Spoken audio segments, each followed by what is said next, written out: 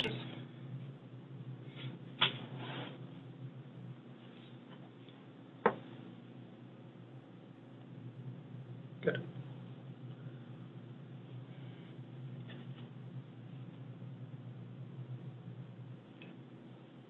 Welcome, everyone. We'll get started in about 1 minute.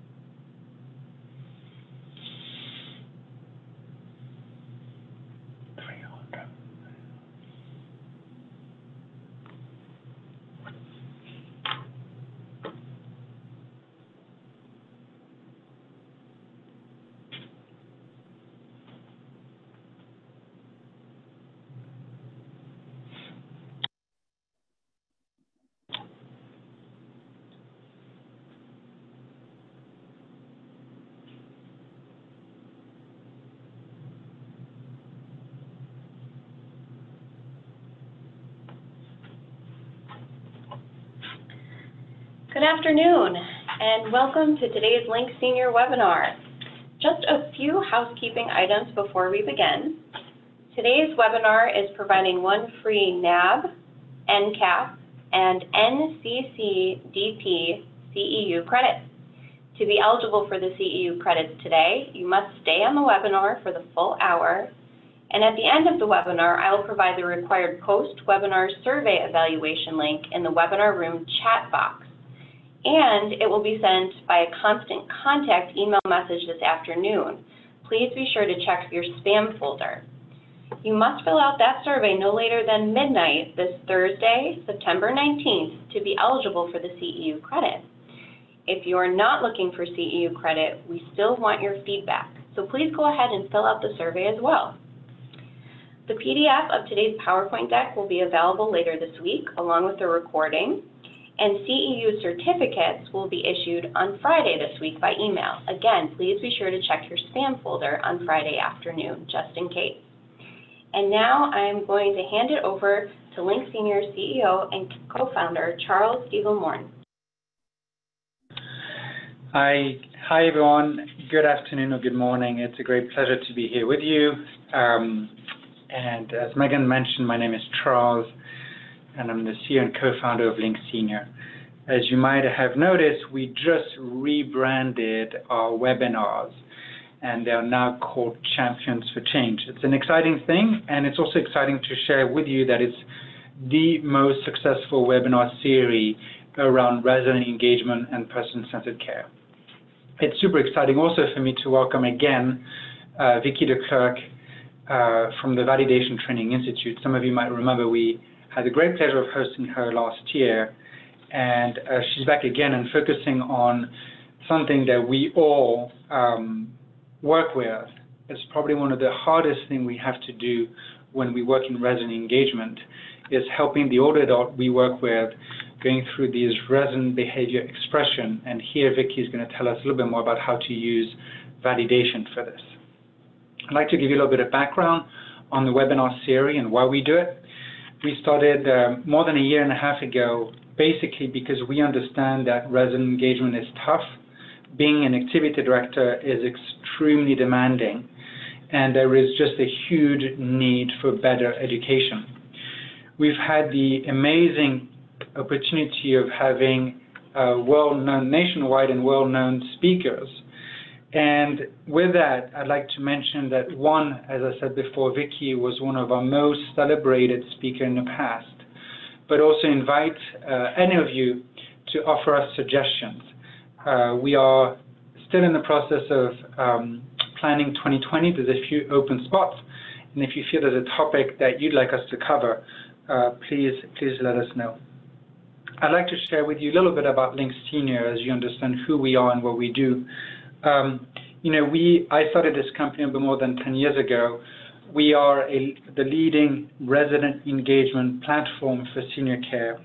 And basically, we help caregivers, people like you, advance resident engagement through best practices, trainings like today, and obviously technology to help you engage residents. One thing that's unique, and we are very happy to say that we are now evidence-based, and our work actually was published last week, which is very, very exciting. The idea here, beyond the fact that we can tie the usage of Link Senior to amazing quality of life, clinical and financial outcome, I think what's important for anyone on the line here is that it just helps to advance the field of resident engagement and help us understand that the work we do can actually be measured and managed and actually contribute in a tangible, we know that, but like really measuring our work every single day with the residents we serve. So again, today, I'd like to share with you the agenda, and we're going to cover initially kind of the basis of why we invite somebody like Vicki. So I'm going to be talking a little bit about the need for resident engagement, right? Why is it that we need to do more of what we do today, every day? And then Vicki will be talking about using validation to address aggressive residents' behavior expression. One thing I'd love to mention is that Vicki has offered to actually answer questions throughout the webinar. So through the chat box that you can see, please feel free to add a line. If we feel that we can kind of weave that into Vicki's presentation, we will. Otherwise, we'll keep some questions for the end. I also want to mention the fact that Vicki will likely be using a couple polls. So if you want to participate, that'd be a great way to do so. Now, a little bit about Vicki herself. I've actually met Vicki, I think 4 years ago now. I was invited to be on the board of the Validation Training Institute.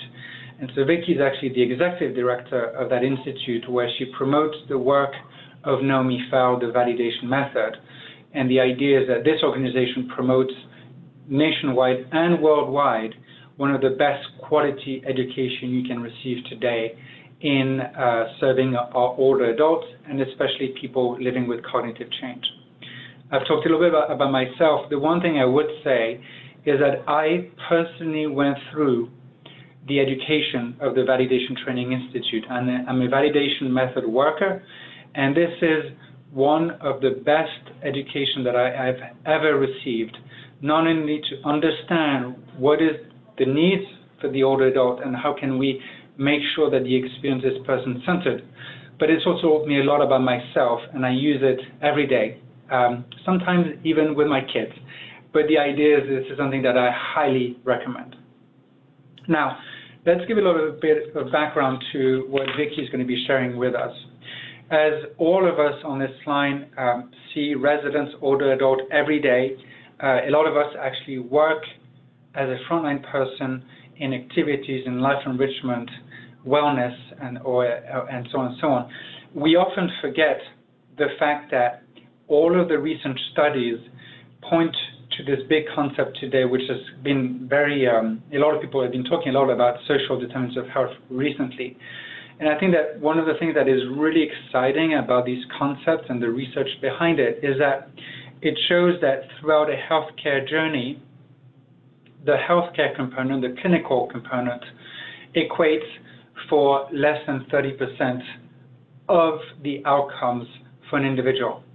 What that means is that for us in the non-clinical aspect, right, the social idea of what we contribute to the life of our residents, we have a huge opportunity to impact the quality of their lives. I like the idea also to take a step back and think about what it is that we do. We do, and we are often the gateway to person-centered care, making sure that, for example, if a man needs to be a musician, we are here. We are the first people that would enable that person living with cognitive change to help them be who they must be. In our work at Link Senior, we've organized a framework, and these are 3 questions that I highly recommend anyone on the line to consider in our line of work. Is 1, are we actually engaging everyone, right? If we go to our websites, whether we are a nursing home or an assisted living or a memory care community, even independent living, we say that we're going to engage residents in a personal way. We still see people struggling with that, and that's something that we ought to change. And the good thing is that people are really getting into that mode of how can we make sure that every of our residents are engaged. And once they're engaged, are we actually engaging them based on their needs and preferences? And I'm sure this is something that Vicki is going to be sharing today, right? What is the reason, why do we have behavior expression in the first place? And often it's because of an quote-unquote unmet need. And applying things such as the validation method helps us think and promote well-being and what some of our other team members want, which is outcomes. I think it's always important to be reminded of how difficult our work is. I often make the argument that an activity director, the job description itself, is almost set for failure because we don't staff enough. We don't recognize how much our residents need us. Sometimes, unfortunately, the family doesn't visit much. And we often perceive medication as just an end goal, but we often forget that medication itself gets in the way. I'm sure that if you've been on these webinars, you might remember this slide, which shares sad statistics about the standard in activities today in the market, but we love to be reminded of the fact that it is also a huge opportunity. It's a huge opportunity for us not only to understand how we're engaging our residents, but how do we promote both quantity and quality. Vicki's webinar is also going to cover essential aspects of who are we serving and who are these individuals. On the slide here, you have something that all of you are familiar with. I learned that myself when I certified myself as an activity director when I started Linksina. I think it's very important to understand that what we do is a process and it is an established discipline. And what we ought to do is think about, are we actually knowing, or do we know our residents? Are we planning for them? Are we engaging them? And are we evaluating our work? The more we promote best practices, the more we can think about going as far as quote-unquote prescribing resident engagement. The last slide is an invitation for all of you to consider tools to do that. And so, Linksina obviously is one avenue. There are other products out there. But once we understand the workflow, it's important to understand that there are tools better than paper out there, and there are better ways for us to promote resident engagement. With that, I'd love to invite Vicki to talk. Let me just share with you one aspect which I feel is very important. We often forget that helping people through behaviors is one of the things that we ought to do.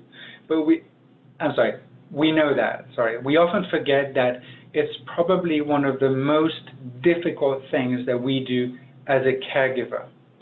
And I think that through education such as Vicki, we can obviously help the quality of life of the residents. But centering is something that Vicki is going to be telling us about. And I think that we also have to learn how to care for ourselves, understand where is our quality of life, where is our job satisfaction. And being educated with things such as validation gets us one step further. Thank you very much for your time. Thank you so much for joining, and I'm excited to introduce you to Vicki. Vicki, it's all yours. Thanks very much, Charles. Right, so I'm trying, there we go.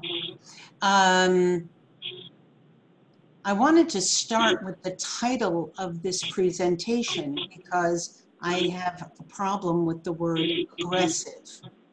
My problem is that it's not specific enough.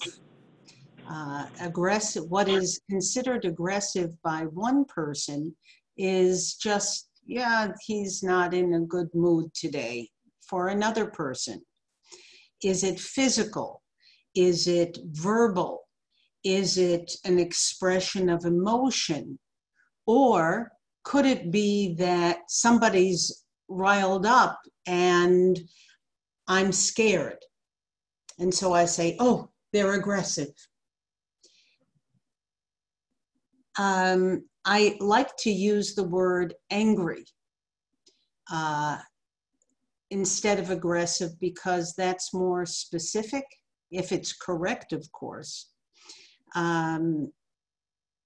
Validation can, well,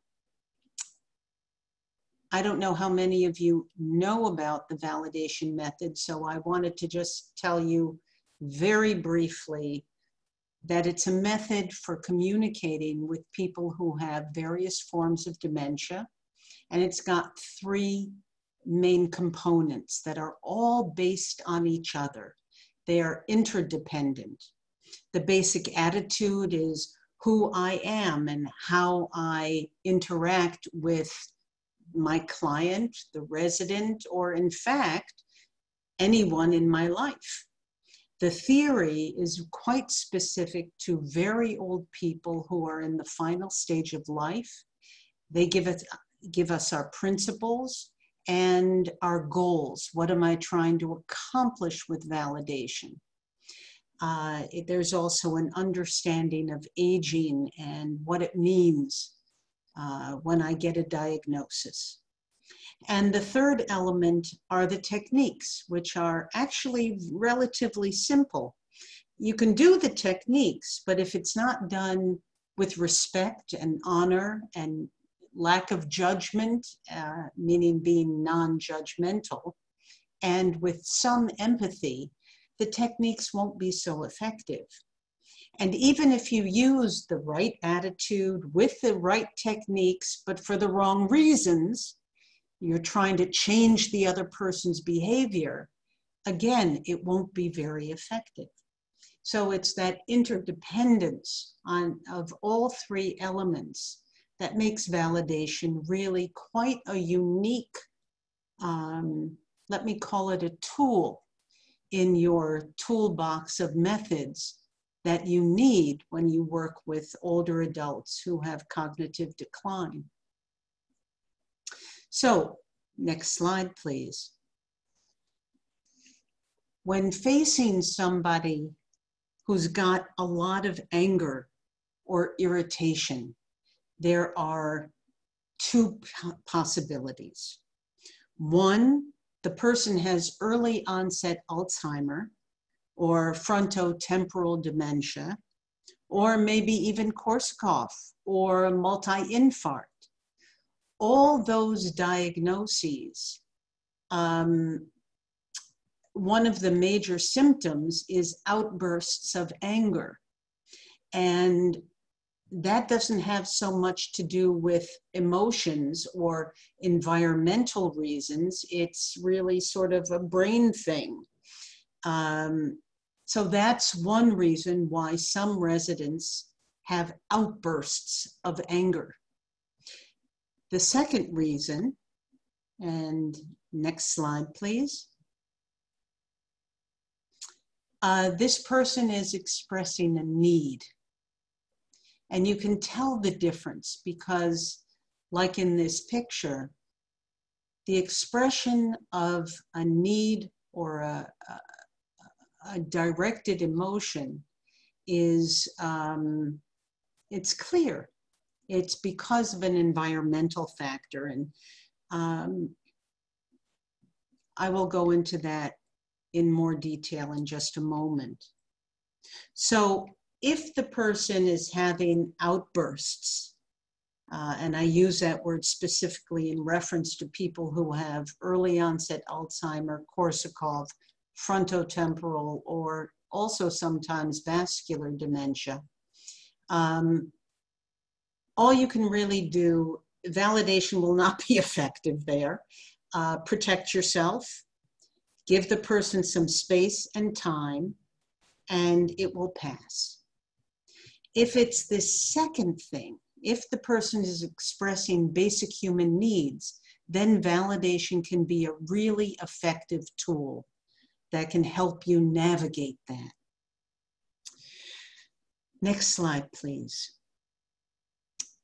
There is a reason behind the behavior of very old, maloriented, and disoriented people.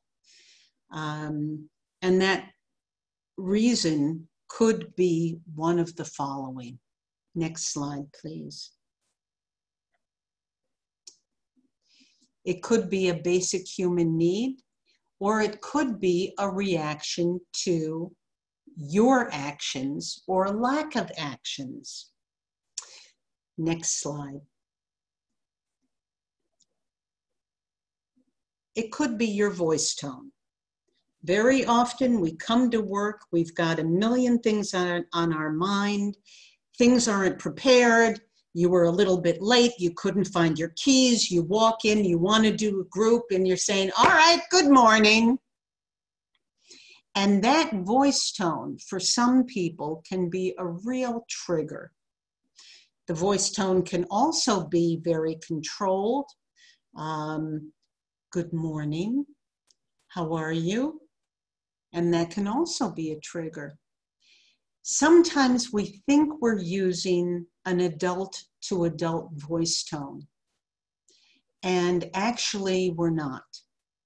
So I would like to give you a little homework assignment, and that is take your phone and use a tape recorder. I know there's a million apps that you can use, and tape record yourself when you are interacting with an older adult. And later on, listen to it and make your own evaluation.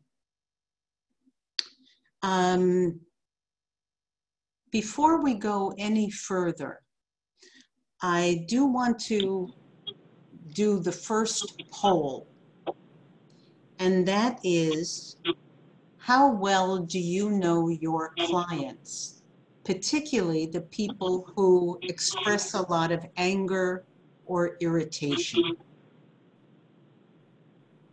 Do you know their personal history? Do you have an idea of what their medical diagnosis is? So take this moment, please, to check off yes or no. And if you have a lot of people who are expressing a lot of anger, pick the one who comes first to your mind.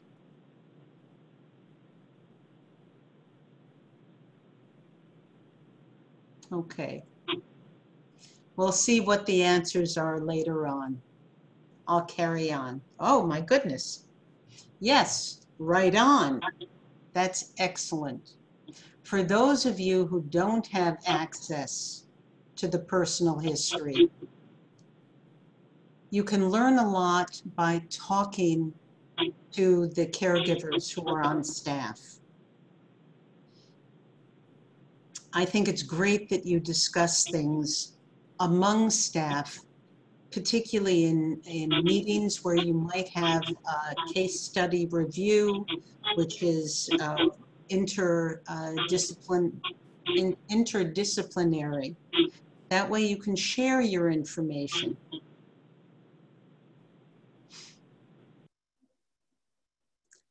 Yes, I understand it can be hard to get all the information that you need. You can only get what you can get. And that's life. We have to work with what we get. But the diagnosis is certainly really important, because if you're being all open and empathetic with somebody who could lash out at you, you need to be careful. You have to protect yourself. Or if somebody has had a traumatic experience in their life, a wartime experience, abuse, a lot of things can happen over a lifetime, and they're holding that and expressing that in present time. That is critical information for you to know. So I strongly encourage you to talk to your colleagues and build biographies. In fact, that can be a fabulous activity. We'll go back. Yes, thank you. Another issue that seems obvious when it's brought to your attention, but often in our hurry or just it slips our mind. You come up to somebody from the back or the side. Remember, please, that older adults have usually more limited peripheral vision. So if somebody comes up to me quickly from the side, I'm going to get really scared. And just know that fear is right next to anger. When people get very frightened, they often react then with, "What are you doing with me? What do you want from me?" And the whole situation could have been avoided by simply walking around to the front and approaching from the front. These are just things for you to be aware of. With increased awareness, you can decide, oh, I'm doing this just fine, or sometimes I let that slip. And then you can decide to change it or not. It's totally up to you. Next slide. Lack of eye contact.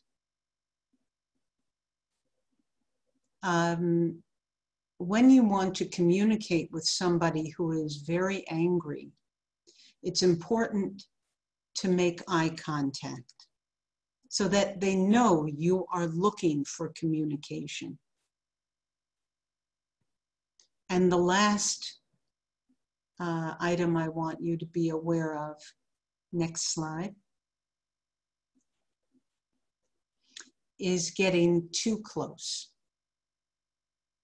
When you get too close, even though your intention may be positive, to make a connection, to want to help, to recognize that the person doesn't hear very well. But if somebody's really angry, getting too close can feel like an attack. And even if somebody is not angry, if we get too close, again, we trigger the fear, and the fear turns into anger. Am I making sense here? Okay. Next slide.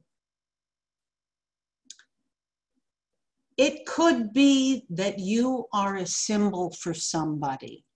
And every time this older adult sees you, they are reminded of somebody from their past. And so they're trying to express anger that they've bottled up over years and years. And finally, it's coming out. Now, if you can, and I'm going to give you some tips and a few little exercises in this webinar, if you can, be that symbol. Accept that you are being used as a symbol. You are doing an enormous service for that older adult, because emotions that are repressed for 50, 60 years need to come out. It's like cleaning a wound. All that icky stuff has got to get out. And I'm not saying you have to take it personally. What I mean is just know it. Know that you're being used as a symbol, and that the expression of emotion can be a really healing thing. Okay. Next. I mentioned earlier that often older adults relive past experiences, especially things that are unfinished. That one incident when you were 12 that you just pushed away and pushed away and pushed away, and suddenly, when your brain starts deteriorating, which is normal in old age, when your eyesight deteriorates, which is normal in old age, and your hearing, and maybe even the feeling in your fingers, and your awareness of where you are in space. All of those physical losses make it so much easier to bring up the emotional things that are pressing from within. So it could be that an old guilt comes up. It could be that somebody never really wanted to quit working in the first place, and now they're sitting in this place and they've got nothing to do and they don't feel useful. It could be that they want to be in the loving family situation, and here, as lovely as it is, with all the wonderful activities and staff, it's still not home. And all those situations, all those issues can result in anger or frustration or irritation or some variation on that theme. So what I've talked about is what could be the reasons behind the behavior. One of them could be unfinished issues from the past. One could be you are a symbol for somebody from that person's past. It could be that unbeknownst and not wished for by you, you are doing something that triggers an angry reaction, either by getting too close, approaching from the side or the back, using a voice tone that's not an adult to adult voice tone, or by not making eye contact. All of those things are possible reasons behind an emotional response that's not happy. Let's put it that way. Okay. So let's move on. What can you do? Well, the very first thing that you can do is to center yourself. And what I mean by centering and validation is to clear your mind of thoughts and feelings and just to be with the other person. To take all what's going on here and put it in a little locker and save the key, because you need to come back to your feelings later on. You don't want to repress everything forever and then be an old disoriented person expressing when you're 80 or 90. So your emotions also need space now. Don't wait. But for the moment, we're going to put your feet on the ground and take 3 deep breaths in through your nose. Exhale through your mouth. And I'm hoping that each of you has a practice, a way of centering, a way of finding that inner strength and peace. I'm going to give you a little exercise that I like a lot. If it works for you, fantastic. And if it doesn't, I'm sorry. We do a lot of different centering exercises in our validation trainings. So imagine that the air surrounding your head is a color, and that color is your perfect color to give energy and a feeling of resourcefulness. And every time you inhale through your nose, you bring that color into your body. And when you exhale, that color spreads throughout your body. So now imagine bringing that color in and sending it down through your torso.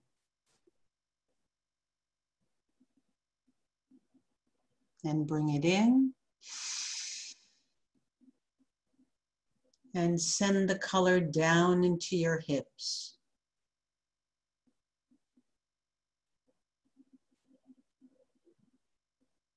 And with the next breath, fill your legs with color. All the way down to your toes.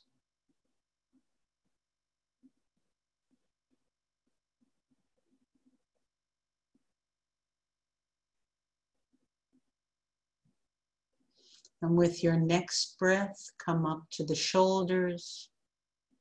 Fill your shoulders with color.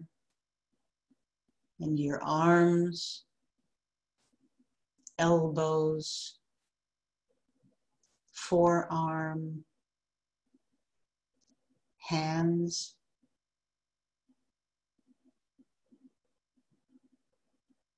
And with the next breath, fill your head with color.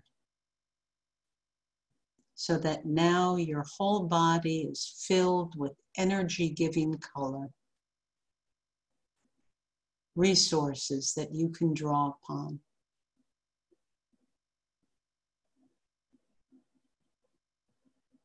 And when you're ready, come on back.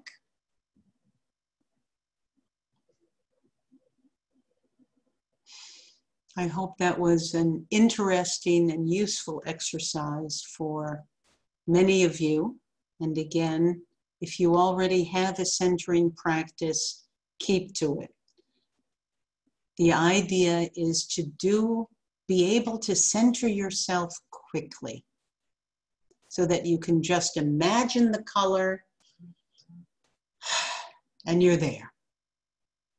Because we need to center a lot, especially when somebody is expressing a lot of emotion at us.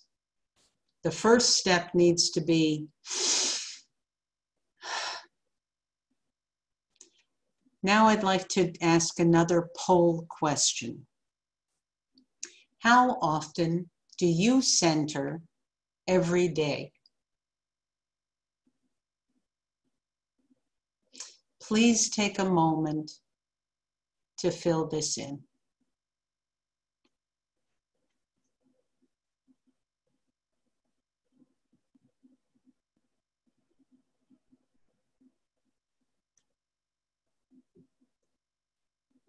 Okay.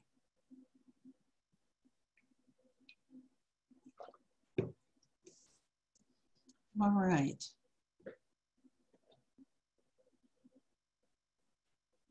Okay. So for those of you who never do it, this is one possible exercise. If you like it, please try to incorporate it in your daily work. At home, when you step onto the work floor, whenever you get a chance. For those of you who do it once a day or not often enough, let this be a reminder to you that centering gives energy and gives more possibilities. It helps you unhook from your own emotional whatever and to focus on the human being that's in front of you. It's a powerful, to call it a technique is, I would call it a prerequisite. Before you do anything, you gotta have your feet on the ground and you gotta be open to another human being. Okay. So what else can you do? You enter into their world. You observe. Now, observation in this context is a little bit perhaps more detailed than you might normally observe. When you look at somebody's face and it's like this,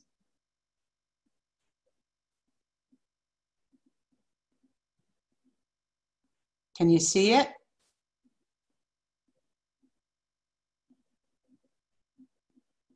You notice the tension around the lips. You notice the narrowing of the eyes. Sometimes the person has a chin that's jutting out. Well, if you see those characteristics, that might tell you that the person is angry. So right away you get a clue even before you've approached the person. The second thing you can do, and this is pretty advanced actually, is to calibrate yourself to what you see. And what I mean is to try to match it. Not perfectly, not in a mimicking way, but for instance, think of when a girlfriend and you were having a cup of coffee, or a male friend or a friend, and that person wanted to tell you this story about, I got to tell you what happened at work today. And all of a sudden you find yourself like this as you're listening. And what you've done is you've calibrated. You've taken on some of the characteristics. If your friend's mouth is a little pursed, you might purse your mouth a bit. If the person's eyes are a little bit narrowed, you might do that as well. Not mimicking, but because you're feeling your friend's emotion.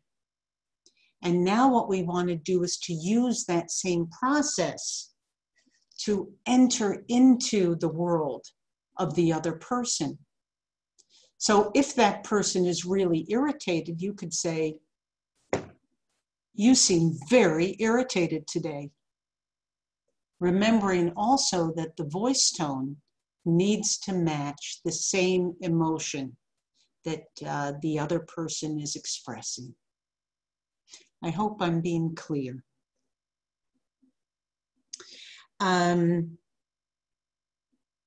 Empathy will help. Know that you can't take somebody's emotions away from them. We can say, "Oh, you don't need to be angry about that." We can say that, but it's not going to help the person's anger. Think of the last time somebody told you, "Oh, you don't have to be worried," or "You don't have to be angry," or "Oh, you don't need to be sad about that." And what's your reaction is, "I may not need to be, but I am." And sometimes, especially when we're dealing with anger, that can be a trigger for more anger. So what we want to do is accept that the person has these emotions. And if possible, have empathy, because we've all felt anger at some point in our lives. Even the very happy people, I'm sure that there are moments that you have felt anger, because it's a basic human emotion.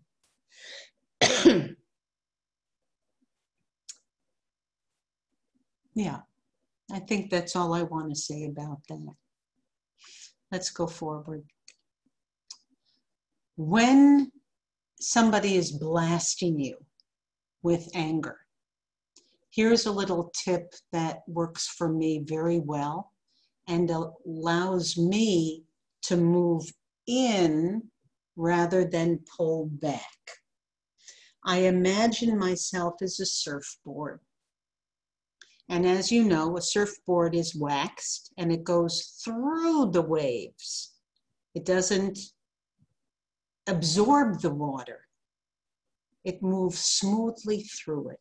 So if you think of someone's anger as a wave, you can just go straight into that anger and it doesn't go into you. It may go above you, it may go below you and all around you, but it's not going to get into you because it's not directed at you a lot of the time. I hope that's clear.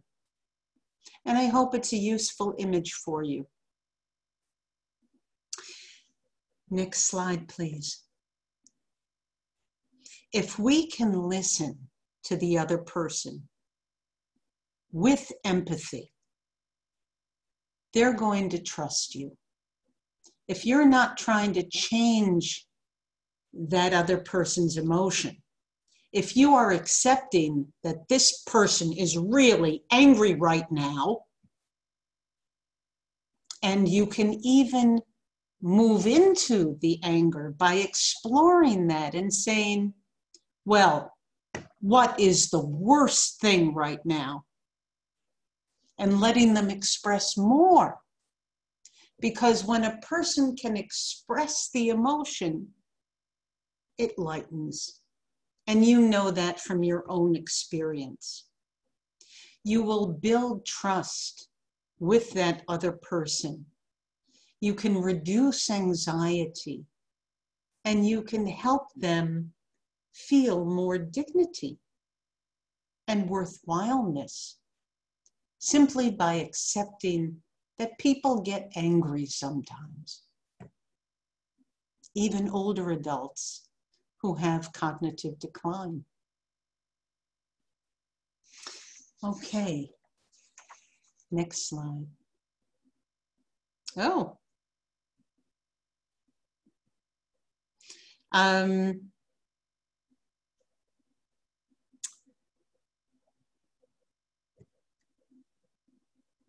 I guess what I want to do now is to put it all together for you in a little demonstration. Say you walk into somebody's room and you want to do an activity with them or whatever you need to do, your work. And you walk in and you say, "Good morning, Mrs. de Klerk." And Mrs. de Klerk says, "Get out of my room." You take a breath, you center, you observe, you hear the sharpness in the voice tone, and then you can respond with open questions to explore what's going on. You sound really angry. What's going on? What happened? Well, I'm not feeling very good this morning. Huh, you're not feeling good this morning. What do you think would help you? You might ask. Well, I don't know. What have you got to offer? And you can see right away it's lessened, simply because the other person didn't try to take my feelings away, but just let me do it. Is that clear? I hope so. So I hope you are intrigued. I hope you have received some useful tips on what you can do in similar circumstances. If you want to do more validation, I'd like to lead you to our website where you can see, and hopefully the next slide will have our website for VTI.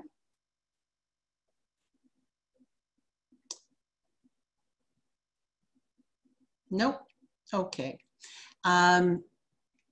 It's vfvalidation.org.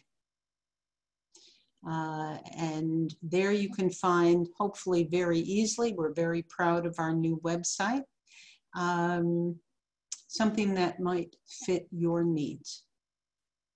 So I'd like to open it up to questions. And thank you very much for tuning in. I appreciate it. Megan, do we have questions?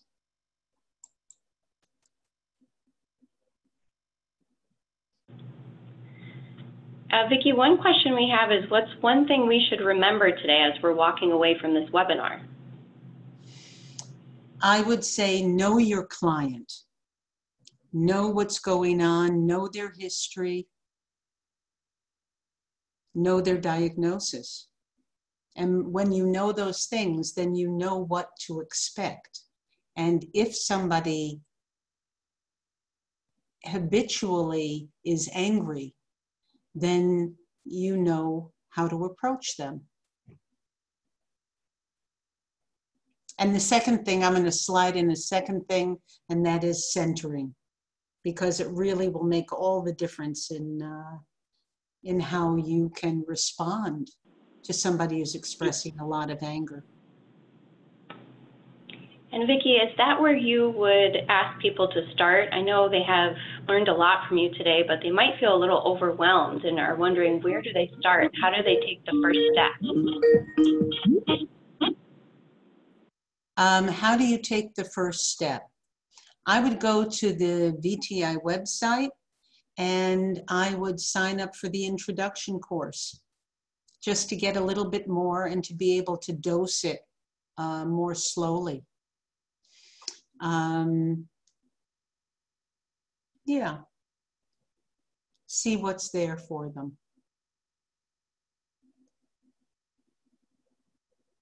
All right, and we also have, someone wants to know a little bit more about calibrating and how to empathize. If you could maybe speak a little bit more about those two steps.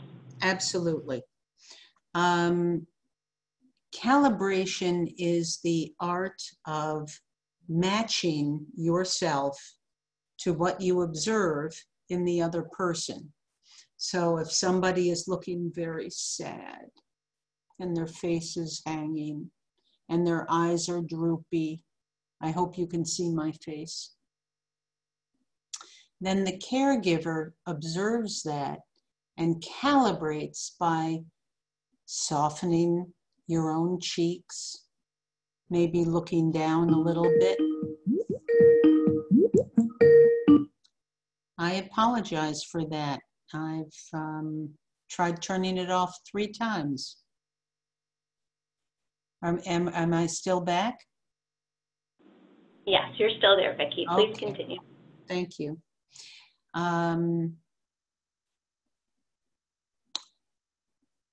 That's the calibration, is matching what you see. And then what happens is a funny thing. If you really calibrate well, suddenly you will feel the emotion. And that is empathy. That is emotive empathy. Empathy is sharing the emotion that the other person is expressing. So even if I'm happy, happy, happy that day, and I go in and Mrs. de Klerk is really depressed and sad, I will share that sadness with her for the 5 minutes that I'm with her. And then I go out of the situation and I have to shake that off. And actually the centering is what we use to prepare ourselves to have empathy. And we use centering to shed ourselves of the emotions of the other person. So I hope that is a little more detailed. Definitely. That's great, Vicki. Another question that just came in, we have quite a few coming into the chat room now. Someone's wondering if you can talk a little bit more about environmental factors such as noise, confusion, how to control the environment. What happened, I find, well, okay. First of all, turn the TV off. I've gone into far too many nursing homes where the TV was on all the time. I don't know if that's happens in the places where you work, but that's certainly something to get rid of. Also, even age-appropriate music can sometimes get too much for people. So in some places, they have music only at certain periods of the day and not constant. I think beeps and announcements over, whatever the system that's, some places have that. That can be quite distressing as well. But I find most of the time, older adults, if there's a lot of stressors in the environment, they're more likely to shut down and withdraw and to make use of their hearing loss than to respond in an angry way. So that would be Vicki, my response. Thank you. We have a lot here. I'm trying to sort through all the questions. How about this one? During calibration, what if responding back in a matching tone of anger creates an escalation of anger in the resident? We don't create the emotion. The emotion is either there or it's not there. We can't make somebody angry. Oh, well, I take that back, we can. You don't want to be more angry in your voice tone than the client is. You want to be either matching or just under. If the person has a lot more anger to get out, then they might go, yeah, and that's like, and more. And then they can do even more expressing of their emotion. And finally, there'll come a moment where they go, and they'll be finished. And you will have done an amazing service for that human being. You will have been with them through their emotion without judging it, without blocking it, just letting them get it out. What a gift that is. Thanks so much, Vicki. One other question we have here, I think we have time for one last one, and Vicki's contact information is on the screen if you need that and your question wasn't addressed today. But someone's wondering, are there classes or resources available about validation for family caregivers? Oh yes, we've got a wonderful course that's a hybrid course using web-related components as well as in-person components, and that you can find on our website under training. There's also a very good book on validation for family caregivers, and I can recommend that, which you can also find on the website.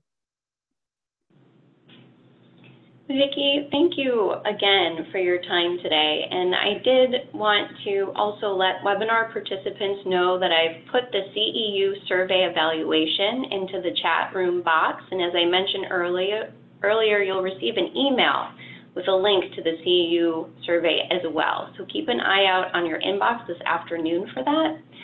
I do also want to draw everyone's attention to the remainder of speakers for this year and the dates. The registration link is live for our October webinar, so that's October 15th, next month. I will be sending that out in today's survey link email as well, so you can register for that.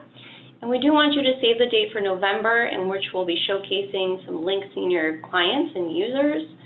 And our December webinar will be with Kirsten Jacobs with Leading Age. And then we are starting to plan for 2020. So as Charles mentioned earlier, if you have any ideas for speakers you want to hear from, please email us directly with those ideas. And Charles will kick off 2020 with the State of Resident Engagement, similar to what he did this past January. So with that, I just want to thank Vicki so much for your time today. We're receiving so many positive comments right now in the chat. I hope you're seeing all of those. And we hope you can join us next month for the webinar. And with that, I'll wish you all a very good day. Thank you.